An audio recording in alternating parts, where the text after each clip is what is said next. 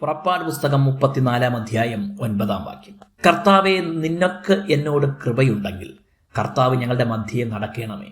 ഇത് ദുശ്ശാഠ്യമുള്ള ജനം തന്നെ എങ്കിലും ഞങ്ങളുടെ അകൃത്യവും പാപവും ക്ഷമിച്ച് ഞങ്ങളെ നിന്റെ അവകാശമാക്കണമേ എന്ന് പറഞ്ഞു. ജീവിതത്തിൽ പാപം ചെയ്യാത്ത ഒരു മനുഷ്യനും ലോകത്തിലില്ല. പാപം അറിയാത്ത, പാപമൊന്നും ചെയ്യാത്ത യേശുക്രിസ്തു ഒഴികെ. എന്നാൽ പാപമെന്നറിഞ്ഞിട്ടും മനഃപൂർവ്വം ശാഠ്യത്തോടെ അത് ആവർത്തിച്ചു കൊണ്ടിരിക്കുന്നവർ എത്ര അധമന്മാരാണ്. ദൈവത്തിന്റെ പ്രവൃത്തികൾ, മഹാത്ഭുതങ്ങൾ കണ്ട് അനുഭവിച്ച ജനം, ദൈവ സാന്നിധ്യത്തിന്റെ വ്യക്തമായ വെളിപ്പാടായ പകലും രാത്രിയും മേഘാഗ്നിത്തൂണുകൾ കൺമുന്നിൽ തെളിഞ്ഞു നിൽക്കുമ്പോൾ പാപം ചെയ്യുന്നെങ്കിൽ അവരുടെ ഹൃദയകാഠിന്യം എത്ര വലുതായിരിക്കും. ഈ ജനതയെ ദൈവം ശിക്ഷിക്കുകയും എന്നിട്ടും മാനസാന്തരമില്ലാത്തതിനാൽ ഉപേക്ഷിക്കുകയും ചെയ്യുന്നതിൽ ഒരത്ഭുതവും പറയാനില്ല. ഇക്കാലത്ത് ദൈവത്തെ തള്ളിപ്പറയുന്ന അനേകർക്ക് ഒരുപാട് വാദങ്ങൾ നിരത്താനുണ്ടെന്ന് വരികിലും ദൈവത്തിന്റെ പ്രവൃത്തികളെ യഥാർത്ഥമായി അല്പമെങ്കിലും ഗ്രഹിക്കുന്നവർ ഒരിക്കലും അതിന് മുതിരുകയില്ല.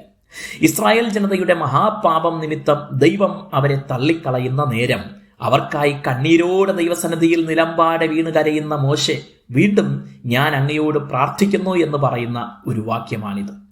തങ്ങളുടെ പാപമാണ് ദൈവത്തെ അകറ്റുന്നതെന്ന് അറിയാവുന്നതിനാൽ ദൈവം കൃപ തോന്നി അത് ക്ഷമിക്കണം എന്ന് അപേക്ഷിക്കുന്നു. അന്ന് അർപ്പിച്ചിരുന്ന മൃഗബലികളൊന്നും ഈ പാപത്തിന് പരിഹാരമല്ലെന്ന് തിരിച്ചറിഞ്ഞുകൂടെയാണ് ഈ പ്രാർത്ഥന. ദൈവത്തിന് മാത്രമേ പാപം ക്ഷമിക്കാനാകൂ എന്നും മോശെ മനസ്സിലാക്കി. സകല മനുഷ്യരുടെയും പാപത്തിന്റെ പരിഹാരത്തിനായി ദൈവം സൗജന്യമായി കാൽവരി ക്രൂശിൽ ഒരുക്കിയ രക്ഷാപദ്ധതിയാണ് കർത്താവായ യേശുക്രിസ്തു. അനുതാപത്തോടെ ദൈവസന്നിധിയിൽ പാപക്ഷമയ്ക്കായി പ്രാർത്ഥിക്കുന്ന ഏതൊരാൾക്കും സൗജന്യമായി ഈ രക്ഷ കൃപയാൽ ദൈവം നൽകുന്നു.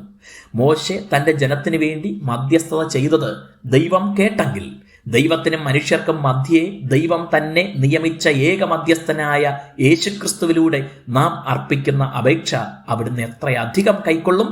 ദൈവം നിങ്ങളെ അനുഗ്രഹിക്കട്ടെ.